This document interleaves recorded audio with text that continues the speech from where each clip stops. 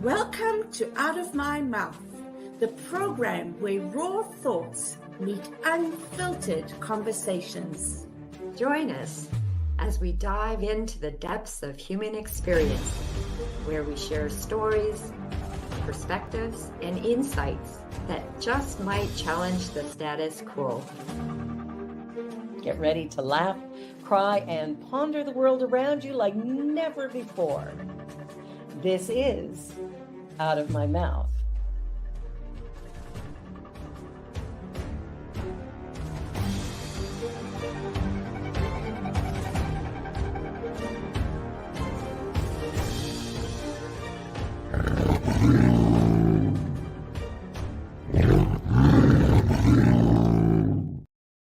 The views and opinions of our guest and hosts do not necessarily reflect those of New Thought Media Network, or any organization we may be affiliated with.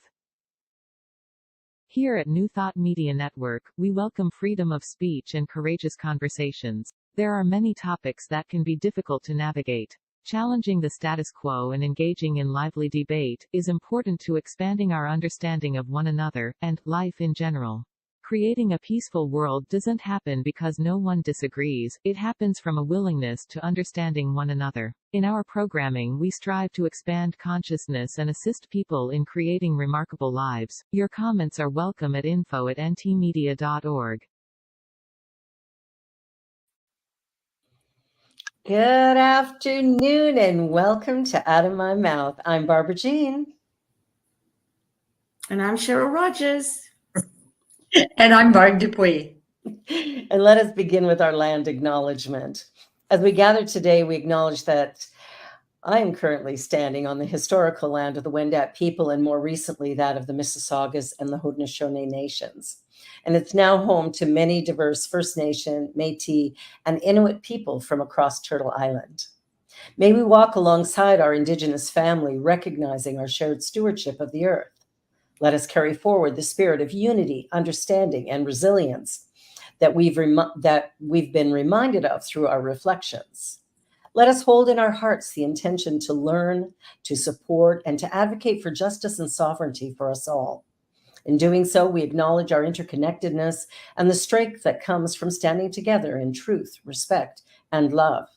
May this intention guide us in our actions and thoughts, inspiring us to contribute to a world where the dignity and rights of all are honored. Let us be mindful of the role we play in this ongoing journey towards healing and unity. By making this acknowledgement, we strive to be allies and take an active part in reconciliation by honoring the land, the history, as well as the unique heritage and culture of the Indigenous peoples. This fosters our commitment to create a world that works for the highest and best good of all life. Please take a moment to acknowledge your personal commitment to the land you are on and the path you choose to walk going forward. Miigwech. Miigwech.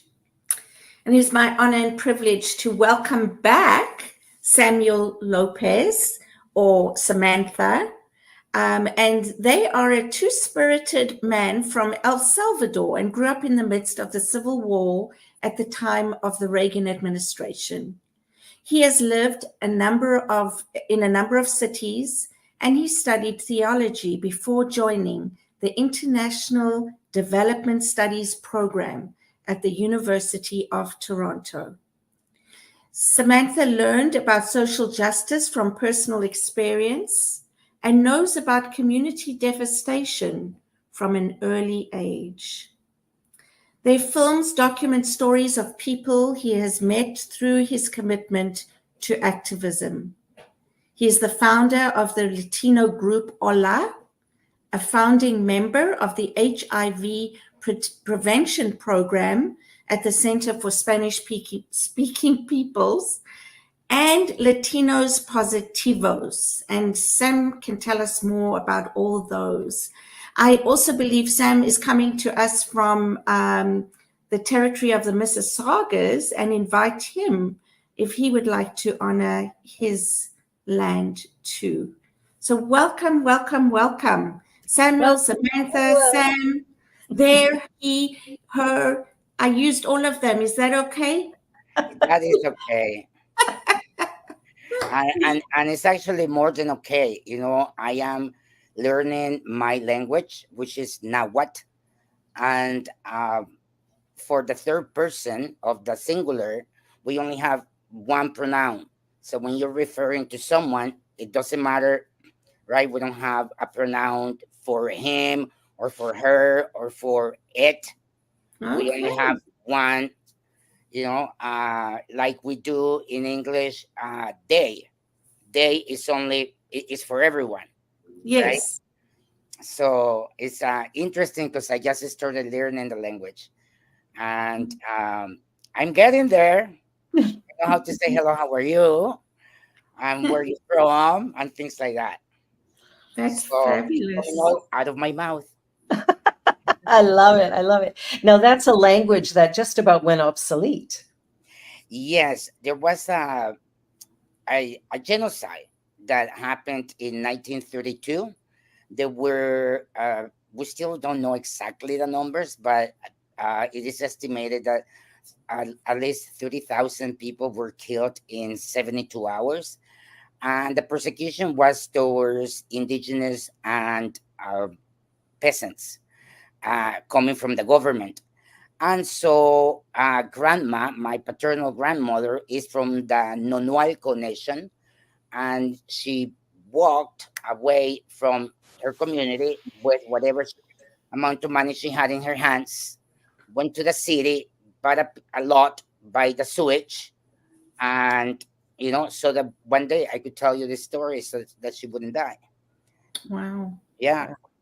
And so now there's only 200 people that speak the language by it as a native language, and they are old, like very old, and we are learning from them so that the language and the culture stays alive. There's 200 of them, and there's 700 students, so we hope to make an impact. That's beautiful. I love that. Yeah, me Mhm. too. It's something I'm very proud of. I'm just starting to learn the language, but I think that the intention is, we're not gonna die anytime soon. Nice. Mhm. So, can you say hello, how are you in your native tongue for us? Yeah, as we say, for example, at this time it is afternoon, so we do things in relation to the sunlight, right? So you would say, ye ye tutak, gentinemi, and then ninimiyek, wantaha, uh, yegnusan, naha nikpiya ichan, naha nikpiya muchan tik Toronto tik Canada. Ah, Wow. I'll tell you, it's Good. coming. It's coming. I don't understand yeah, it, but that was an intense test, but I love can it. do better than that. No, but that's great. It's great because the way to really get the language, in is to use it as much as possible. So, Mhm. Yeah, and yeah. there are interesting parts. Language is so connected to culture, right? Mhm. Mhm. It's part of the culture. And Mhm. so, for example, to say uh, to greet, right? Good morning, good afternoon, good evening. I was saying it depends on where the sun it is located. Mhm. So it would vary if it is sunny or cloudy. What you say, Oh, that's right? cool. So, for Mm, example, if mm. in the morning there's no sun, you don't say yek tunal because tunal is sun. So you have to say yek tayua or yek peina, you know. And so all of that is interesting because it brings me back to where we come from. We come from a place where we are in relation with our environment, with nature, with everything seems sacred. And when it comes to numbers, the Aztecs and the Mayas were Yes. more than perfect when it comes to math. And so when you deal with numbers, it's complicated. 'Cause we count in 20s, we don't count in decimals. Because, Wow. We uh, could have a whole show on this, Samantha. oh, yeah, but first let me get ready. Yeah, it's interesting that you're talking about your education right now, and you're coming to us, educating us on what you're learning, as well as there is an intention today, I believe, that you're coming with today, and providing us education on HIV. Yes. Would you like to start? Would you? Of course. Ask Well, To, ask yeah, me. Don't come to undetectable, my mouth. undetectable equals untransmittable. We Yeah. just started having a conversation about that. So tell us a little bit more about that, because this is, my first thought was, if something is undetectable, doesn't mean that it's safe. And however, just after looking a little bit online, realizing that this is actually, there's research and evidence that speaks to this. Yes. Yeah, when it first, I think I had mentioned this before, but when this research on undetectable equals untransmittable, when it started, uh, I said, to hell with it. What you mean? We have been trained to, you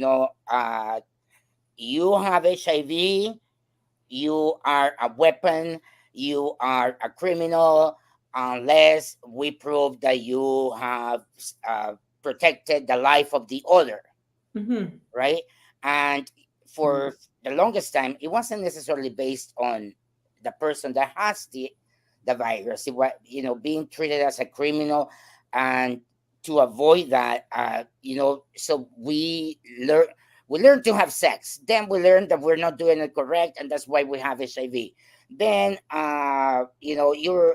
you have to tell everyone, regardless of what you do, and otherwise you go to jail.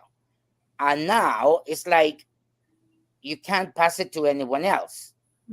So how does that shift happen? Like, it's a Yeah. whole turnaround, right? And Mm. to train the self to these new findings is it has been a little bit difficult for me. I think that for most of us it has been like woof, like a relief. uh but for me is I haven't changed my behavior from before. when Mm. when we're forced to tell others that you have it, uh and and make sure that everything you're doing is low risk, and all of those things now are just part of a stigma. Mm-hmm. Because I was gonna before say, I have sex with you, which I'm not planning to, but if I did, I would. I won't take that as an insult. See? Ah! Okay, if I'm gonna have sex with someone, I'm not gonna say, "Excuse me, do you have diabetes? Yeah. What about cancer?" Because I'm not gonna get that from them. Yeah. So it doesn't matter to us. Like, it's irrelevant to ask them about that. So now it is also now irrelevant to Mm-hmm. for you to know if I have HIV. Wait a minute, Mm-hmm. right? Is it Mm-hmm. or isn't? So as long as you have been undetectable for more than 6 months, as long as you keep taking your meds religiously every day, uh, and you keep a viral load undetectable for that same amount of time, then you can't pass it to anyone else. HIV, as I say, HIV ends with me. HIV is not supposed to be shared with anyone anymore, because we are taking medication Mm-hmm. and we are being responsible to take it on a daily basis. And that is why our results when we do blood work is undetectable. Okay. So regardless of what you think of me, because I have HIV, at this moment, I'm sorry, I don't care anymore. It doesn't Mm-hmm. affect me, because you can't have it. It's mine Mm. and mine only, right? You can't get it from me. Sorry. from you. Okay. Yeah, it's so important because I mean, there's a couple of misunderstandings about HIV lately. One is some people go, "What, HIV? Isn't that over?" And then the other one is, well, if you have it, you're going to kill somebody if you have sex. So, coming to that place of understanding that number one, HIV has not gone away; it's just now being treated, so people aren't dying en masse. But the reality of the stigma, now the mental health issues from that are astronomical, and especially I think for people who come from religious backgrounds. Like if you're accustomed to going to church and you enjoy going to church and you want to go to church, but if somebody at church finds out you have HIV, the doors might get closed on you. Like that used to be a thing that, religion was creating part of that stigma. How does that make you feel overall? Like, what have you gone through when it comes to mental health as a result of this diagnosis, which really has nothing to do with your mental health, but has a big impact? Yes, you know that since childhood, I have always been very open to share stories of mine, and when I have done them outside the church, I have always been concerned. What like even in these moments with you, when I say certain things, it's like immediately I go to that place and I'm thinking, oh my God, am I going to send a link to this person from the church after? Or oh my God, what if these people get to see this? What are they gonna think? And I am 55, and I have been living with HIV for 23, 24 years. Right. So the fact that I still have this is because I speak about these things and I have been judged. Like I made a film about Samuel and Samantha, and that was in the 1990s.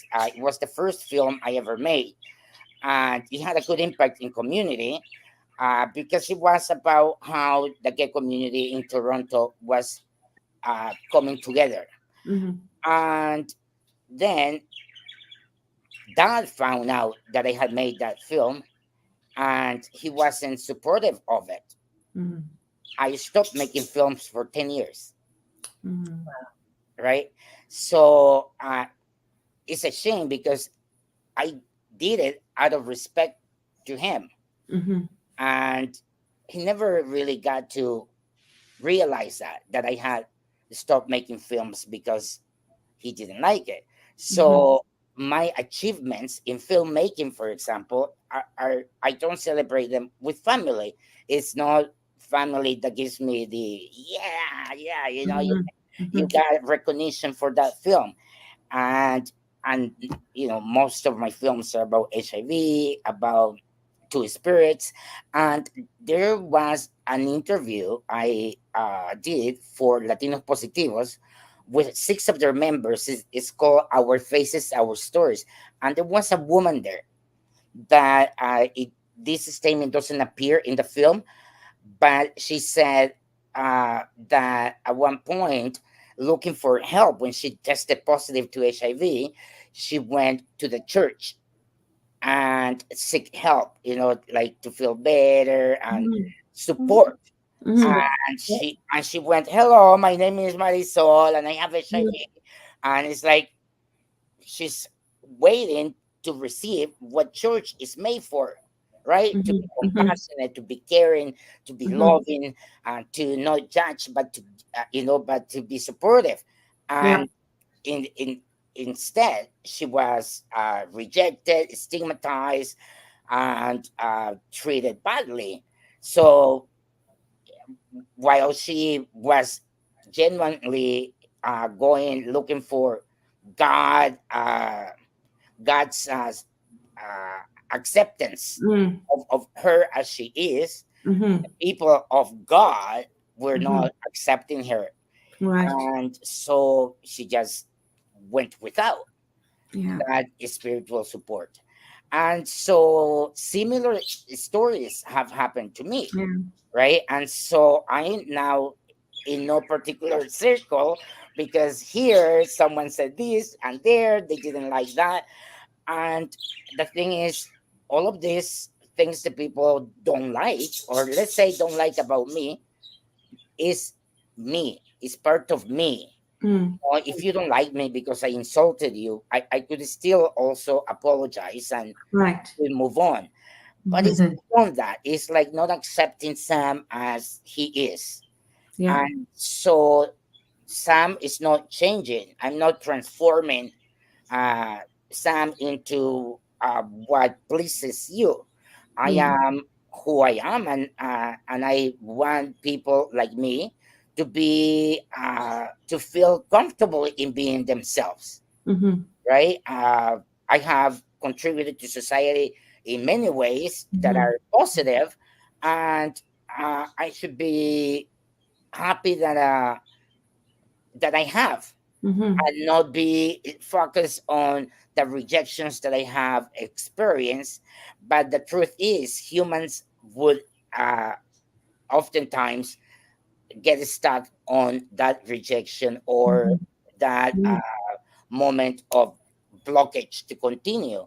And so my insecurities come mostly from, coming out as too spirited and acknowledging that, at one point, I asked God to take me. Mm. Mm. And I was still in high school. And I said, listen, I can't stop looking at men. Mm. So why don't you just take me? Mm. If I'm doing what is incorrect, Mhm. I cannot serve you. I Mhm. cannot do thy work. So just take me home. Right. You So know, once again, feeling less than, feeling abnormal as in an environment, and but just mhm. not feeling loved and accepted for who you are, which I think all of us really crave, right? Being Yeah, loved and Mm. accepted for who we are. Exactly. and so if we think of a new world, a new world is happening with our hands. We are the builders of this new world, a new Mm. world in which you accept someone with a pronoun that is not the one you are used to or comfortable with, but the one they have chosen. It's not Mhm. about you, it's about them, Mhm. right? And what is about you is to accommodate to the new world. Mhm. This new world also has people with HIV that cannot transmit HIV to anyone. We are Mhm. the last ones of the game, Mhm. and it's like, yeah, yeah. You could say, oh well, we're the last. There's still HIV, and we're the ones that still have it. Yeah, but big deal. Like, I mean, Mm. uh, as long as we are undetectable, then HIV should be eradicated.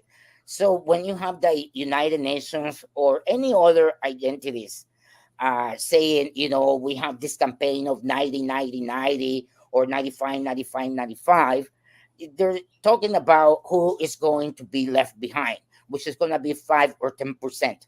So when you think of a new world, which demographic makes 5 or 10% of the world? Mhm. Who are going to be the ones left behind? Mhm. Tribal, indigenous, Yeah. uh, people. So I'm like, okay. So here I was so excited that we cannot pass HIV to others, but yet uh, there are those to whom resources don't arrive on time, or they don't arrive on time to the resources, Yeah. right? And so, for example, people that have HIV, there are people that have HIV and don't take meds, Mhm. either because they don't have access to them, because uh, insurance, Mhm. government limitations Mhm.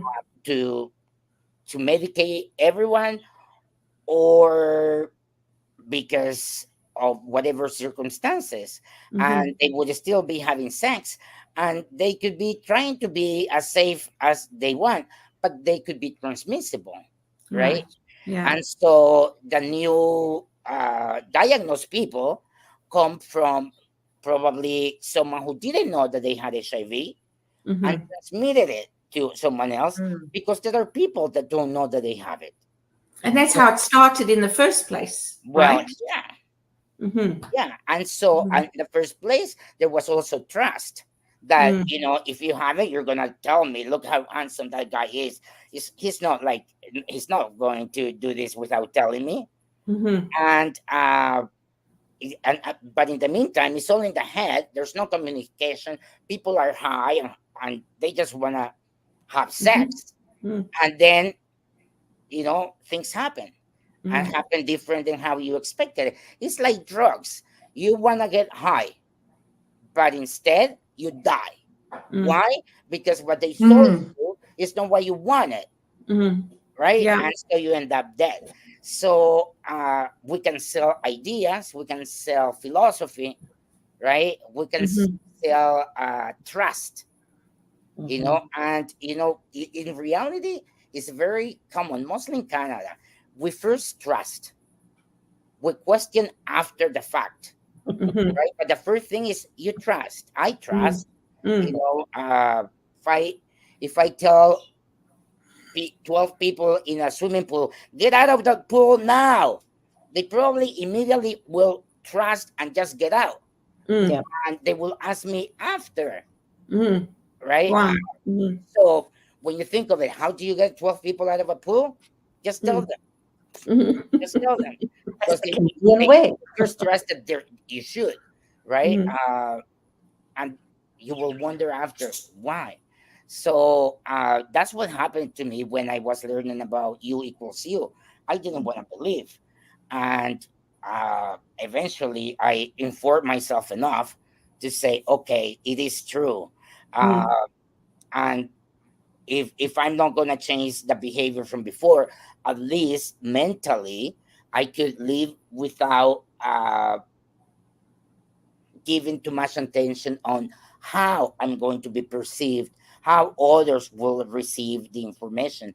Because if you have to educate someone, then we do it the way we're doing it here right now. Mm. But if Yeah. you are about to have sex with someone, you're Mhm. just gonna say, by the way, you know, I'm untransmissible, I'm undetectable, I have Mhm. HIV, Mhm. and people would say, so be it, Mhm. right?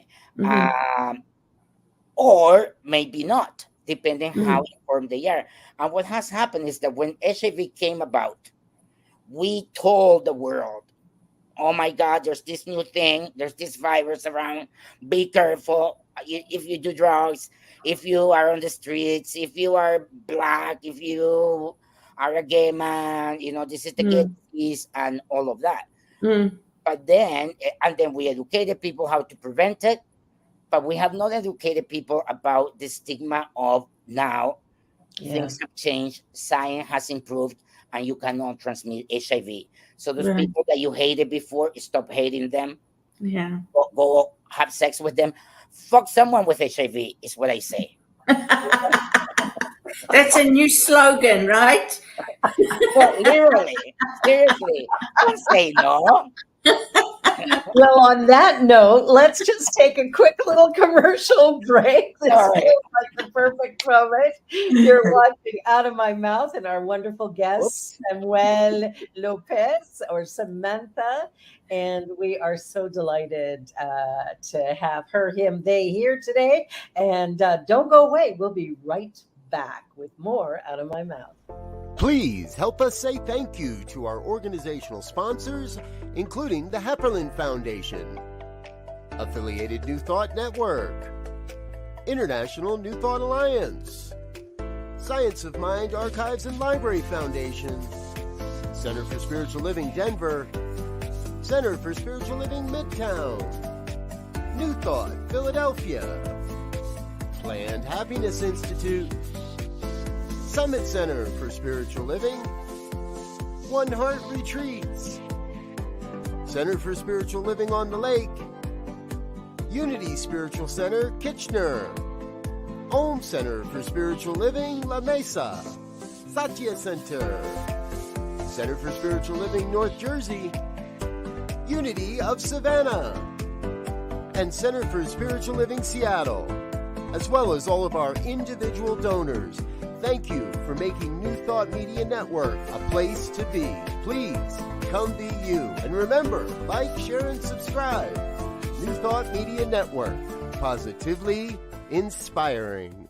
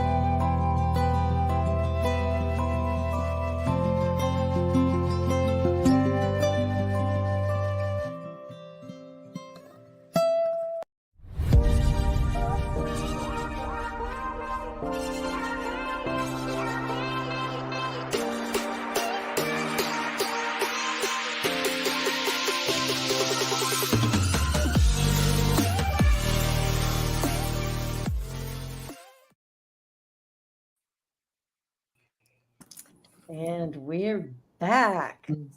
So, Samuel, you're giving us such great education. I'm thinking of that expression from a long time ago when we were kids. You know, the telephone exercise where I'll tell someone, they tell a different story, and whatever. So what you're saying today is providing me with a great deal of education. Thank you. And I call you Samuel because you invited me to address you how I felt. And I just like the way Samuel rolls off my tongue. So thank you for that permission to do so. Also, what you're talking about going to addressing you, I'm thinking of labels and how I'm not a fan of labels. I'm married to a woman, and if somebody says that, oh, you must be a lesbian, well, I don't like to be identified that way. So a label, you know, I'm not a fan of labels. And again, you prompted that because of when I asked you how you prefer to be addressed, and you said, how you like. So anyway, back to your story, and thank you for bringing it to our attention globally. Mm-hmm. And you know, that is great, because then I can say, so do you have a problem with me? Right? Like, you know, you're being educated. The telephone, did it break? Did the communication break, or is the message being transmitted? Yeah, that's the idea, right? That we are able. A new world can happen. Yes. You know, it's happening. It's we have it right here, right? And it's in our hands. And when you were saying about, you know, calling, if you know, labeling yourself lesbian or not, it makes me think of kids these days. They don't like those any labels anymore either, because you know, they don't fit in any of those. There are political aspects of, you know, in communities that are associated with those terms, like calling yourself gay, or calling yourself a lesbian. Then there was a whole movement that was created, and sometimes we're not always we sometimes we are there, and sometimes we aren't. That's another thing, right? Like you don't always have to be where others are put in the box where others are putting you. Sometimes you are in that box, you know. Like, I mean, why not have the choice? But it's good, you know, to have conversations, because that's how you know what to communicate. What is it that you know, checking with everyone first, right? How am I going to address you? You know, I don't have a problem. if I tell you to call me Sam, then everyone starts calling me Samantha. So what am I going to do? And Yeah. Samantha exists. Samantha has a last name too, Samantha Trench. And my sister, Mariana Trench. How did we come up with the names? Well, Mariana Trench is the biggest hall in the world. So that's how we got the name. And it's mockery, right? It's something that we use to create presence in the gay community. Ha ha ha, the biggest hall in the world. But then you will remember that there's nothing wrong with being someone that has sex with people of the same gender and so on. And that's how Ola was born. And now Latino Positivos, that is housed at the Toronto People with AIDS Foundation, it has 700 members. Wow. There are ASOs, like a service organization, that don't have 700 members. Yeah. Positivos is not an agency, but there are 700 names on their list. So it means that even when you don't have 700 together at once, they do whatever activities they do. They are serving a great amount of people each time, because 20 could be a small group compared to 700, but 20 is a good amount of people to to gather and do something with.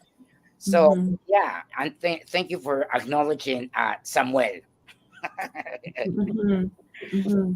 And I'm happy to meet you, Margot, because I never met you before. You seem I'm like happy a to. cool woman.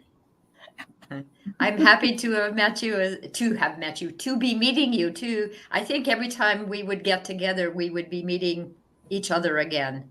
I just have that impression. Yeah, I believe so too. And I have to make this comment.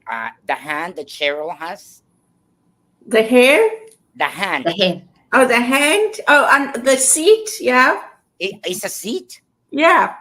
Oh, I have it on a piece of wood.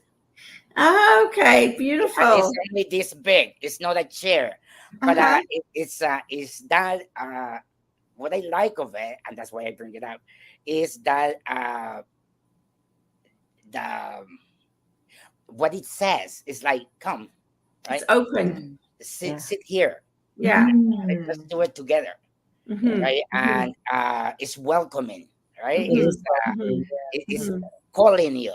It's Yeah. like, here, like I'll hold you. I'll hold you like I will, and that is a beautiful statement. I don't even know where I have mine anymore, but I used to keep it as a dish, so that I put condoms there, so that people felt like, come grab it, the hand is open, Look who I have here. Oh my goodness. Oh, she's wait. so cute. Yeah, absolutely. She's beautiful. undetectable. Okay, so what I picked up was, because I didn't understand what undetectable means, and what you're saying is that when you have a blood test, it doesn't pick up that there is AIDS in your blood. Yeah. There's no virus in your blood at the moment because of the therapy, the art. I think I saw it was art. I don't know what it stands for. And I saw that there was a zero, nobody caught AIDS when 1,700 and something people were on that medication. Yeah. So yeah. basically what happens with HIV is that medication and science has advanced. It's so much better now than at the beginning when people were taking only SCT. People were dying from taking medication, right? And so now medication we take brings our viral load so low that when you go for the test, for the blood work, it can't detect it because there's such a small amount of repetitions that the test is not good enough to detect that. So it means that you have less than 40 repetitions of HIV. So basically, is it saying that you're not positive? You're negative? No, what it says is that the virus goes into this cell, and it goes inside and changes the DNA, Okay. right? So there is a mother cell that we have not been able to change the DNA of. But every repetition, every baby she makes, medication eats it up. Okay. So there's only one little Mothership. mother there that for a couple of hours would have some babies, but they won't last, you know, Okay. because they get killed with the medication. And Mhm. so when you try to detect HIV, you won't find it in the blood because it's almost non-existent. And what Okay. that also means is that in semen there is barely any HIV, and it's so weak Mm. that when if it goes to another body, right, it will die because it doesn't have no, it's not strong enough. Right. Because it's a lot for Mm. a virus to go from one body to another body. It's a big change, and to survive, it has to be strong. But with what happens is that the amount of HIV that is in us now is barely any. It just doesn't. It stays with us. It just doesn't go away to share. It's not for Right. sharing. Right. And so we were talking about the stigma and people not knowing this really advanced science, and how we basically, how do we educate them other than in these small pockets? Like, is there something is there some way that it's getting out there so that people with HIV are less stigmatized? Well, Can I just stop for 1 second? Yeah. Because there's languaging here, and before you continue on the education here, you say HIV, and when Cheryl was talking about it, she said AIDS. And can you clarify that before going further? Yeah. Thank So you. I have HIV. And if I have opportunistic infections that I'm not able to heal, and that I have a viral load of millions, and my strength, my immune system is weak and cannot heal itself, but rather it creates more infections, then you could be diagnosed having AIDS, right? Which is a syndrome that comes from HIV, right? HIV is the virus, and AIDS is a syndrome. That nowadays you could start taking medication if you have AIDS, and get back to just having HIV. HIV. But Wow. before if you got to having AIDS, it was not reversible, You die. right? And so it was like, okay, it's your time, get ready. So now it's like you're getting a good call, answer that call because Right. you can get rid of it, Yeah. right? And so it means commitment to a medication that works on you. And now there's injectables that you do once every so often, like a month or 2 months. Like there are so many different ways to survive with HIV and thrive. You know, it before it was just a question of, "Oh, am I gonna make it? Am I gonna make it?" And I think people now can focus on, what can I do with my life? How can I study or get this job or travel the world, and the seven seas, and have a family, or anything. It's like Yeah. HIV is not something that can stop you of continuing to have a beautiful life anymore.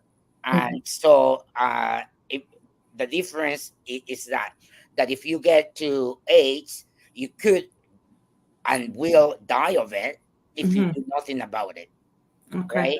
But medication now it stops that. So to believe in undetectable equals untransmissible, eventually we got the World Health Organization to make a statement so that stigma can start being removed, because we put all this time in, educating others about HIV, but now how many of us know that you cannot get it anymore, right? And so they made the statement of zero risk. So we say U equals zero risk, because that's a quote from them, that there is a zero risk of acquiring HIV by having sex with someone that has HIV. Okay. Well, and the stigma comes, I think, from, it was such a death sentence to begin with. And so the amount of fear that was presented through the media and everything, it'd be really nice if the same amount of energy was put into U equals zero, that was put into creating the fear in the first place, which was justified. I mean, people were dying. So I get that. But I think the stigma has resulted in depression and anxiety and feeling other, like you can't go to church, you can't be around your friends. I think the idea of stigma, it's really going to take a fair bit of work on everyone's part to get educated. We need to push for that, I think. Absolutely. In terms of mental health, at the beginning, because I acquired this like 24 years ago, it was still a death sentence, right? And so it affected me. The diagnosis affected me mentally, depression, and I did all the wrong things, that the mind reacts to do. I wanted to travel, and I booked myself to travel, go away, drink more than I used to, experience substances that I never had experienced before. But eventually, it's a world of isolation, because I'm not encountering the world. I'm having contact with this little group that doesn't judge me, right? But I'm not being present in society as before, or in my full capacity, because uh, dealing with rejection might as well not go. Having to tell these people that I have HIV, oh, why have sex? It's an experience of rejection in my own house. And so mentally, it has made a big uh, up a turnaround of how to how to digest the information is different, but it has not healed my mind of I don't have a perfect mental health, right? It just has me. The rejection, right? You experience so much rejection and unacceptance, and to heal from that is very, very difficult. Yeah, and even if I now say to hell with rejection, deep inside, it's not like I enjoy it, right? It's but I am, I have been an open books from very long ago because of criminalization. Criminalization was what really did it for me. It's like, okay, you caught me with this one, because having to feel like a criminal, being labeled, you are a criminal. And then it's stories like what happened in Rwanda, where they have an army of people with HIV going to transmit HIV to other people. Then it's like, I'm also one of them. I'm someone with HIV. I'm just not doing what they're doing. Or when they put on the front page of the newspaper, someone is in court because they didn't tell others that they had HIV, then it brings all of us to the front page. Every time someone is there, I am there too. And so those moments I don't have anymore, but the flashback they they are there, whatever. Right. So I Yeah. think that what has helped me is being more involved in the movement and uh, in the field of HIV, whether it's research, whether it's peer work, or being part of a board. The thing is, we also have to use the knowledge and the wisdom of the living experience or the lived experience as equal, if not as more, as someone who learns everything from the book. Yeah, absolutely. You know, If and not more, because learning from a book and having an experience is two very different things. Yeah, one is for me, one is intellectual and one is internal. It's it's an more personal, experience. It's more personal. Absolutely. and you can put a face to it. Yeah. So another one, to hell with the stigma. It's like, you if you have been learning everything from a book, Yeah. all you know is medical, Yeah. right? Tell me about the last person with HIV that you share, food with, Yeah. or who was the last person with HIV that cooked for you, Yeah. you know, Yeah. or literally, who is the last person with HIV that you had sex with, Yeah. right? Like, how do we believe? Do we change? Do we trust? Or how do we act? Yeah. Whatever we do, we have to do it without fear. Yeah. That's more of the message. Being safe, there's nothing wrong with being safe. Absolutely correct. Yeah. What is not right is to keep stigmatizing people, thinking that they are, dirty, or that, to have the fear that I'm going to get something from them. Yeah. Yeah.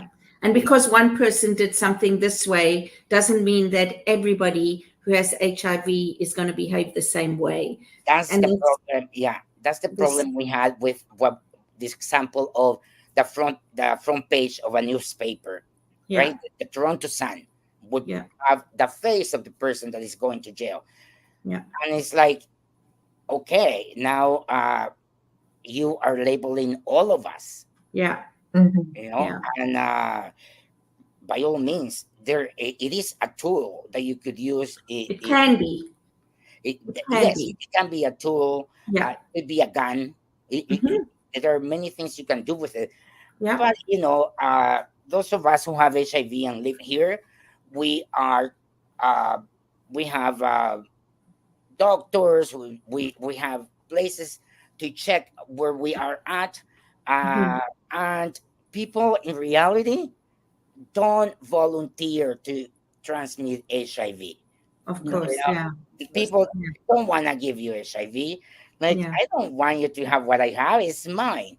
You know, uh, and I'm not sharing, darn it. exactly. I'm not sharing. I want to be part of the movement that is gonna say we were the last ones, and now no one else is gonna have it. Yeah. Right? Mhm. It's the end of a war. You return the guns to, a symbolic place where they're gonna be burned, and there's no more killings. That's what you hope. And so, it's like the story of, my grandma, who was persecuted in the 30s. Uh, they could have killed her voice at that time, but the cry of the people is perseverant. And now there are people that are learning the language, right? And so it's, it, you know it, everything is possible for the good or for the bad. But Right. what is wrong is to believe the people purposely would volunteer their HIV to you, because Right. that's That not. people would want to harm you and use it against you. It's like, what do you Yeah. get out of that?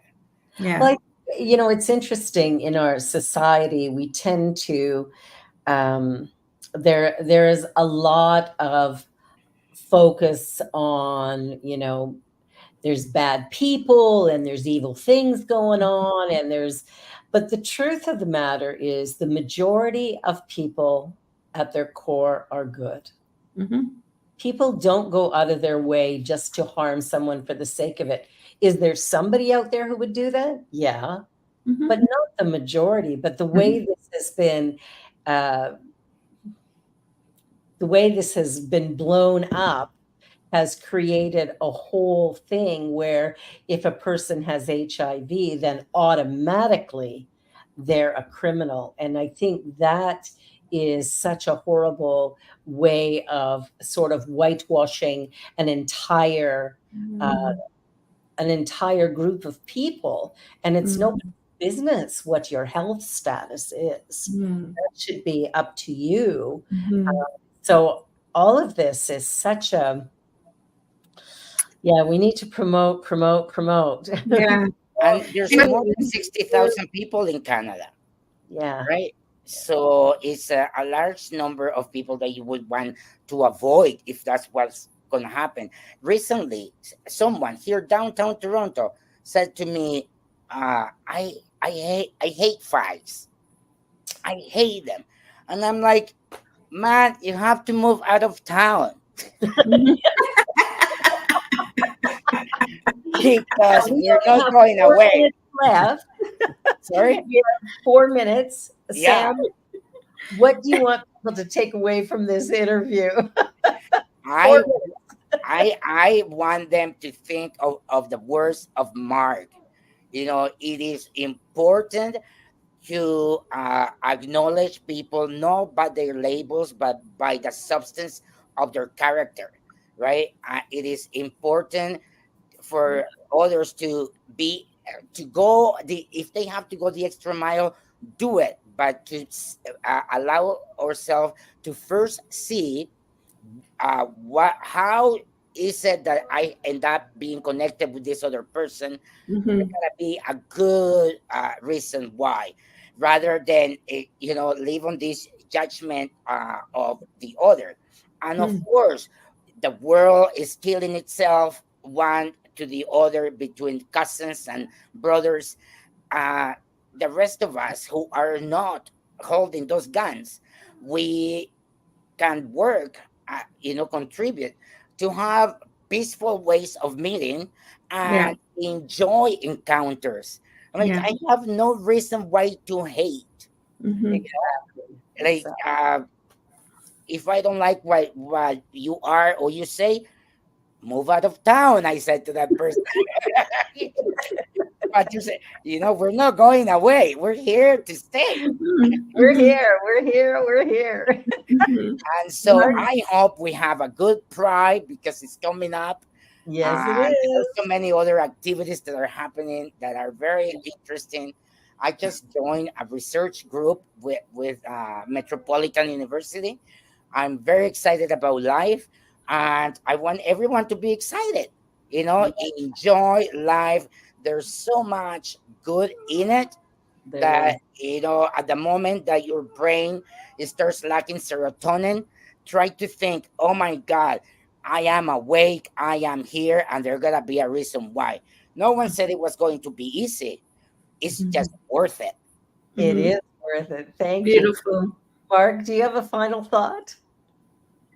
Changing the world with our hands. Love that. Thank you. Beautiful. Yeah. Cheryl?